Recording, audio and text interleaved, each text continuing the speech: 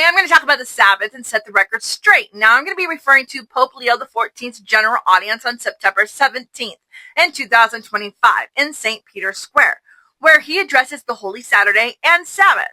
He spoke about its significance for Christians.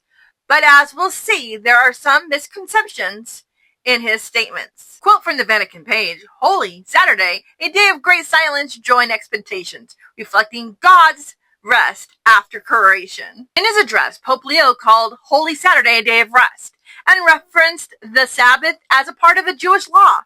It's important to note that the Holy Saturday is celebrated once a year during the Holy Week, between God's Good Friday and Easter Sunday, not a weekly observance like the Saturday Sabbath. This distinction is often overlooked, which can confuse people about the Sabbath's original purpose. See, the Sabbath, the seventh day, was created by God before there were any Jews. It wasn't made for a nation or a group of people. It was made for man. In Genesis 2:2-3, God says he rested on the seventh day and sanctified it. And Jesus said the Sabbath was made for man in Mark 2:27. That means it was intended as a holy day for all humanity, not just one nation. God then later chose Israel as his covenant people, but that doesn't mean the Sabbath was made for them alone. He could have chose anywhere in the world, anyone. Israel's role was to uphold it as an example, not to claim ownership. In his address, Pope Leo references the Sabbath as a part of the Jewish law. According to the Jewish law, no work is to be done on the seventh day. Indeed, after 6 days of creation, God rests. Now, the implication is that the seventh-day Sabbath was only for the Jews, yet also acknowledges that it originated from creation before there were Jews. That's a clear contradiction because there was no Jews at creation, only Adam and Eve. And the Sabbath was always meant for mankind, not a single nation. God commands in his 10 Commandments that 6 days shall you labor and do all your work.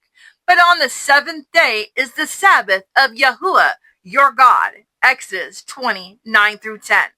Yet the Catholic Church removed the weekly day of rest to Sunday, which is their sun worship. According to the Catechism of the Catholic Church, CCC 2174-2175, Jesus rose from the dead on the first day of the week. For Christians, it has become the first day of all days, the Lord's Day. Christians want to follow a Jewish Messiah. He himself observed the Sabbath, yet they often reject the seventh day and instead observe Sunday. This doesn't even align with what Yahushua, Jesus in the Greek, practiced, or what God originally commanded. The seventh day belongs to him, not human traditions, and it was created for all mankind. Way later after the Messiah, Constantine officially endorsed Sunday as the Christians' day of rest and worship. Now, the earlier Christians, while initially observing the Sabbath, were largely influenced by the Roman culture. However, the Bible does not authorize worship or resting on just any day of the week. The Sabbath was specially set by God as the seventh day, and the Messiah himself never changed it. He observed it faithfully. Some people, like the Catholic Church, refer to Holy Saturday, the day between Good Friday and Easter Sunday, supposedly when the Messiah was in the tomb.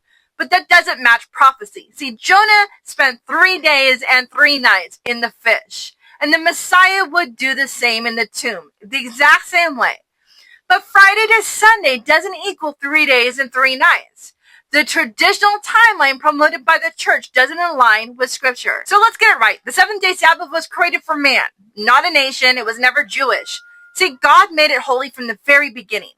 So don't let human tradition confuse you. Seek God's truth, not man's interpretation. His days are his, not ours to change, rename, or reassign.